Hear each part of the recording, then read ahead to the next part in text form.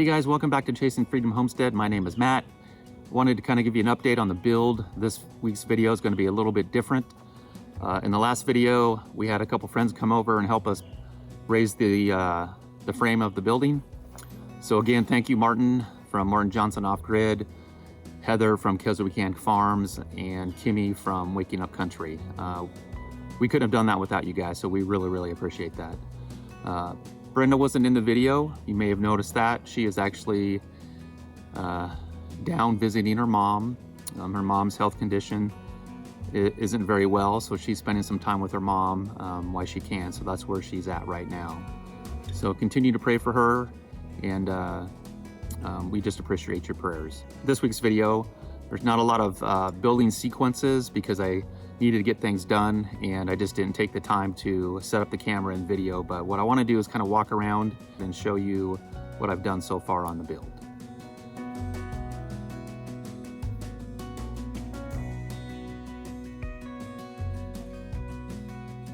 The first thing that I needed to do was square up the ribs. So these ribs are 24 inches apart and they're about 22 inches in between the sides here. So I decided to go ahead and cut blocking and stick in here just to make sure I could get a uniform spacing. So I went ahead and did that. There's about 22 ribs. So as you can see, I did that, and then these boards are there just to brace everything, and I put some clamps on there to hold the boards up so they wouldn't fall. But that's what I did to kind of get the building squared up and make sure that I had an equal spacing when I go to put the sheet metal on, that the ribs will be 24 inches on center.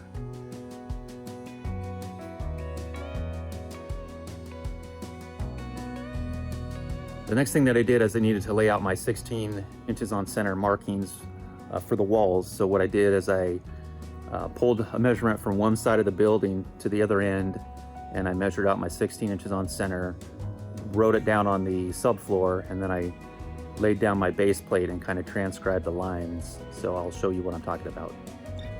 I started on one end of the building and I pulled from the edge of this, and then I ran my tape measure down, and then I just marked out 16 inches on center. So you can kind of see a line right here. That's the first one, lines up with this. I just continued down, all the way down, until I had everything laid out across the floor.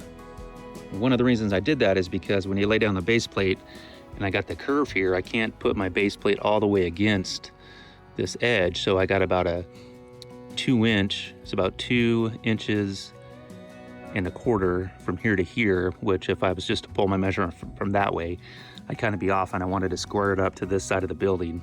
So that's why I pulled the measurement that way. After I had my markings laid out, I laid down my base plate and my top plate, and I transcribed the markings, the 16 inches on center, onto both boards. The reason I did that is because that's normally how you do it, but also because I have the curve of the arch. I don't know exactly where that top plate's going to hit. That's going to need to be cut off, and I wanted to make sure that my lines were correctly lined up. And so when I put the studs on and lifted the wall up, it would fit snugly and against the arch in the metal. So that's why I did it that way, and I'll show you here how I did that. So that is the bottom plate down there, and we look up, here's my top plate right there, and you can see the curvature of the wall going up that way, and I didn't know exactly what that measurement was until I stood the wall up.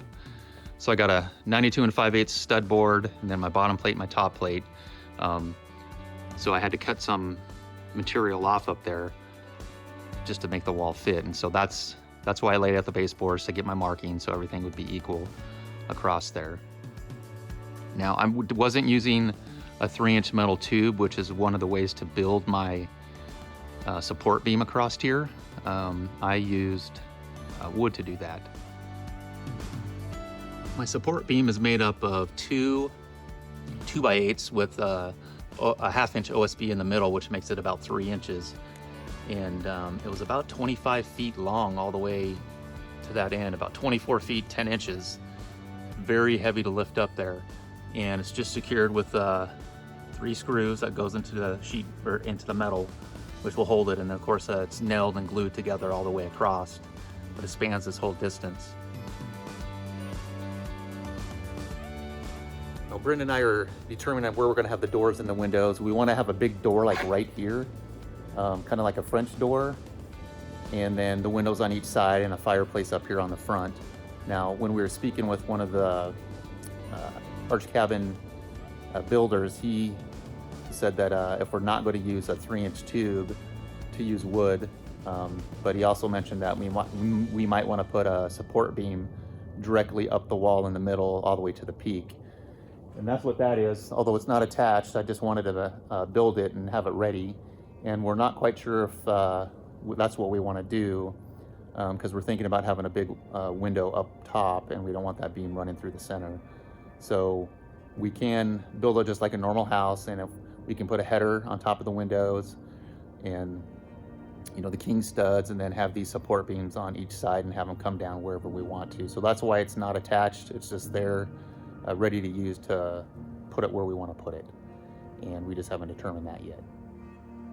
The next thing that I did is I built this 2x6 board, and I have about a 3/4 of an inch cut every inch up here, which allows the board to curve along with the arch. And then I used a self-tapping screw, a specific one that they recommended, and I just drilled a hole and just drilled it into the metal so that it attaches. It's very firm here, and that way when I go to attach a wooden stud, I can just nail directly into that and secure it that way. And that was a very interesting challenge to do, to get these boards all the way up to the top here. So this one is actually 2 boards that I cut, that goes up, and there's a break in the middle, and then I attached another one. On the back wall, this one is a continuous, almost 14-foot long board that goes all the way up, and that was actually a real challenge to get up there and hold it, to get those in there. But it bent well, and we just had to put the clamps on and then use the self-tapping screws to get in there and secure it. The next thing that we did, or that I did, is I took my bottom plate and I transcribed the markings from the bottom floor to that other bottom plate right there, and so I could be 16 inches on center. And to be honest, I'm a little hair out of square there. Some of them aren't quite 16, so I might have to go and readjust them.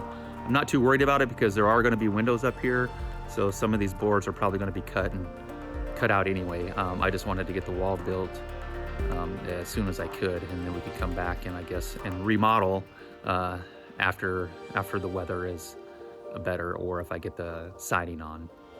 So in order to do that, with those curved boards, I would get up there, and in the middle I go to the highest peak part and take one 8-foot board, and Isaac would help me, and I'd climb up on the ladder, and I'd stick the board out the wall past the metal and put it on my 16 inches on center marking, and pull the board back towards me against the metal.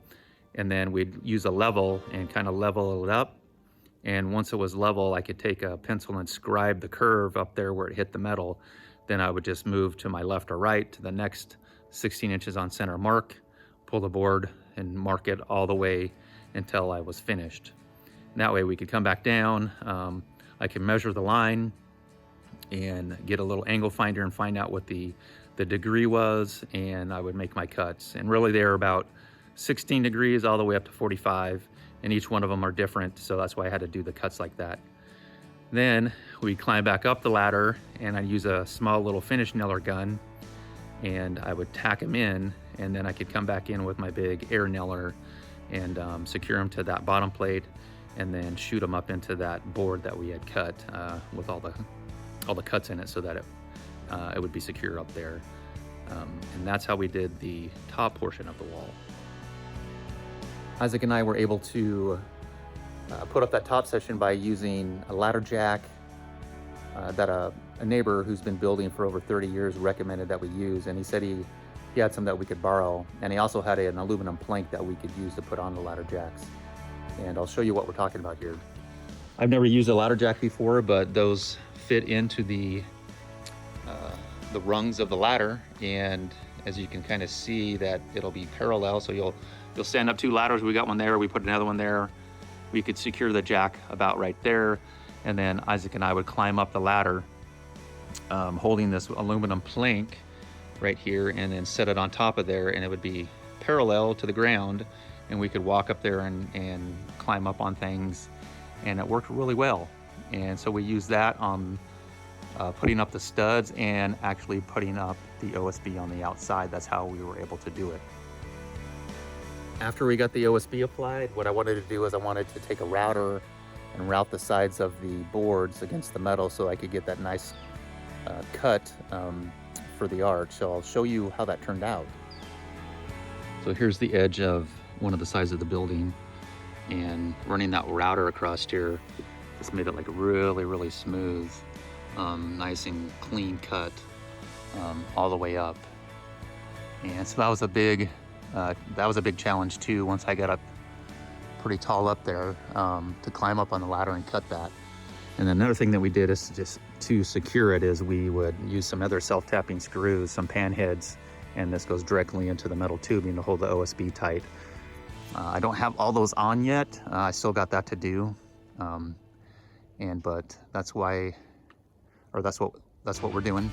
And you might wonder why the panels look different, is because some of these were used for our foundation pour, and I just wanted to reuse them and not throw them away.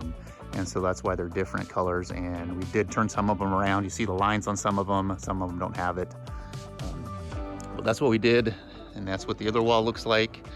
But this is actually how far I've gotten over the last week. Depending on weather, it has been rainy. I do have some tarps here. I think I'm gonna pull them off just so that the water can naturally evaporate. Here's the front of the building. Of course, be windows and doors there, but that's what this looks like.